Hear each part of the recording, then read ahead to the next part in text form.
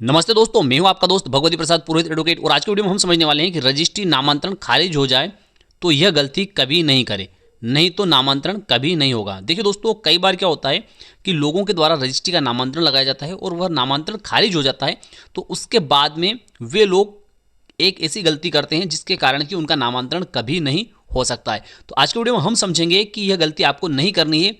अगर आपने यह गलती की तो आपका नामांतरण कभी नहीं होगा। इसको हम इस वीडियो के माध्यम से समझने वाले हैं। आपने चैनल को सब्सक्राइब नहीं किया तो चैनल को सब्सक्राइब कर दीजिए, बेल आइकन को प्रेस कर दीजिए और इस वीडियो को फटाफट लाइक कर दीजिए, क्योंकि इस चैनल के माध्यम से आपको मिलती है सरल और आसान भाषा में कानून की नई नई जानकारी। तो आइए वीडियो को शुरू कर लेते हैं। तो देखिए, यहाँ पर हमने जो टाइटल लिया है कि रजिस्ट्री नामांतरण खारिज हो जाए तो यह गलती नहीं करे, नहीं तो नामांतरण कभी नहीं होगा। देखिए, यहाँ पर हम केवल रजिस्ट्री की बात नहीं करेंगे, बल्कि यहाँ पर जैसे रजिस्ट्री, ठीक है, रजिस्ट्री का मतलब होता है कि किसी भी प्रकार का दस्तावेज जो कि उपपंजीयक कार्यालय में पंजीकृत होता है। अब देखिए, उपपंजीयक कार्यालय में जो दस्तावेज पंजीकृत होते हैं उसमें से वसीयत को छोड़कर, ठीक है, कौन सा, वसीयत को छोड़कर हम समझने वाले हैं। तो यहाँ पर हम ऐसे समझेंगे कि जैसे अगर किसी व्यक्ति ने, जैसे उदाहरण के लिए मान लेते हैं कि यह जमीन है, ठीक है, और इस जमीन के संबंध में इसका जो मालिक है वह यह व्यक्ति है, ठीक है, और यह व्यक्ति जो है उस जमीन को किसको, इस जमीन को इस व्यक्ति को, किसको, इस व्यक्ति को अंतरित करता है। अब अंतरित कैसे करता है? या तो रजिस्ट्री के माध्यम से कर सकता है, ठीक है, रजिस्ट्री के माध्यम से अंतरित कर सकता है, दान के माध्यम से अंतरित कर सकता है, विनिमय के माध्यम से अंतरित कर सकता है, ठीक है। तो इस प्रकार से अगर यह व्यक्ति जो है इस व्यक्ति को, इस संपत्ति को, ठीक है, इस व्यक्ति को अंतरित करता है और उस अंतरण के दस्तावेज के आधार पर, ठीक है, उसका क्या होगा, पंजीकृत होगा। वह क्या होगा, वह उपपंजीयक कार्यालय में पंजीकृत होगा, तो उसे क्या कहा जाएगा, रजिस्ट्री कहा जाएगा। अर्थात उसका रजिस्ट्रेशन हो चुका है तो उसे रजिस्ट्री कहा जाएगा। तो अगर उस रजिस्ट्रेशन वाले दस्तावेज के आधार पर, चाहे वह रजिस्ट्री है, दान है, विनिमय है, कौन सा भी दस्तावेज है, उसके आधार पर यह व्यक्ति जो है ये क्या करता है, तहसीलदार के समक्ष नामांतरण का आवेदन पेश करता है। अब तहसीलदार के समक्ष जब नामांतरण का आवेदन पेश करता है तो नामांतरण की क्या प्रक्रिया रहती है, इसके संबंध में मैंने कई वीडियो बना रखे हैं, लेकिन आज हम केवल इतना समझेंगे कि जैसे यह व्यक्ति जो है ये तहसीलदार के समक्ष, ठीक है, राजस्व न्यायालय के समक्ष, ठीक है, यह राजस्व न्यायालय, तो राजस्व न्यायालय के समक्ष यह व्यक्ति जो है यह नामांतरण का आवेदन पेश करता है और राजस्व न्यायालय के द्वारा उस आवेदन पत्र को क्या किया जाता है, खारिज कर दिया जाता है, ठीक है। तो ऐसी स्थिति में यह व्यक्ति कौन सी गलती नहीं करे ताकि इसका नामांतरण जो है वह हो जाए। तो देखिए, ऐसी स्थिति में क्या होता है कि कई लोगों के द्वारा क्या किया जाता है कि जैसे इस व्यक्ति ने राजस्व न्यायालय के समक्ष नामांतरण का आवेदन पेश किया, इसका आवेदन राजस्व न्यायालय ने खारिज कर दिया, तो यह व्यक्ति जो है ये क्या इंतजार करता है कि जब ये अधिकारी जो है, जिसने राजस्व न्यायालय जो है वहाँ के जो अधिकारी है, इनका ट्रांसफ़र हो जाएगा, इनका तबादला हो जाएगा, उसके बाद में हम वापस से फिर से वह नामांतरण का आवेदन यहाँ पर पेश कर देंगे। तो देखिए, इस प्रकार की गलती जो है ये बहुत बड़ी गलती रहती है, क्योंकि अगर आपका नामांतरण का आवेदन किसी भी राजस्व अधिकारी ने खारिज कर दिया है तो उसके लिए आपको क्या करना चाहिए, उसके लिए आपको अपील करना चाहिए। अब अपील किस परिस्थिति में करनी चाहिए, किस स्थिति में करनी चाहिए?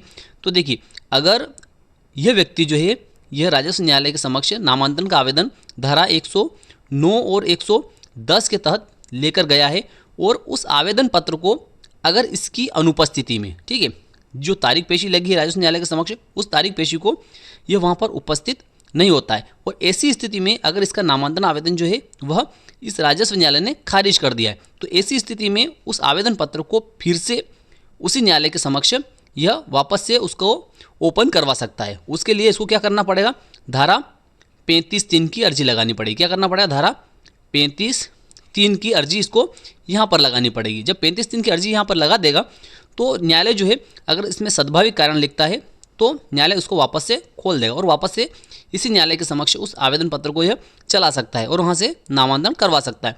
लेकिन अगर गुण दोषों के आधार पर, ठीक है, कैसे, गुण दोषों के आधार पर अगर इसका नामांतरण खारिज कर दिया, किसका, इस व्यक्ति का नामांतरण जो है गुण दोषों के आधार पर अगर राजस्व न्यायालय ने खारिज कर दिया, गुण दोषों के आधार पर कैसे, जैसे इस व्यक्ति ने नामांतरण यहाँ पर पेश किया, ठीक है, और जो विक्रेता है, ठीक है, ये अंतरणकर्ता जो है, विक्रेता जो है, या ये दान करता है या विनिमय करता जो है यह उपस्थित हुआ, इसको नोटिस गया, यह भी उपस्थित हुआ, दोनों पक्षों की यहाँ पर सुनवाई हुई, कहाँ पर, राजस्व न्यायालय के समक्ष, और राजस्व न्यायालय ने सुनवाई करने के बाद में आवेदन का क्या किया, निरस्त कर दिया, ठीक है, उसको क्या किया, निरस्त कर दिया, अर्थात उसको खारिज कर दिया।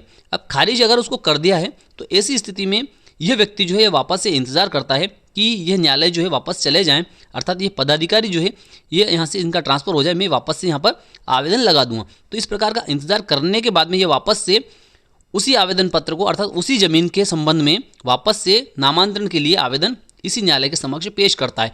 तो ऐसी स्थिति में यह न्यायालय जो है, कौन सी न्यायालय जो है, यह न्यायालय जो है उस नामांतरण के आवेदन की सुनवाई नहीं कर सकती है। क्यों नहीं कर सकती है?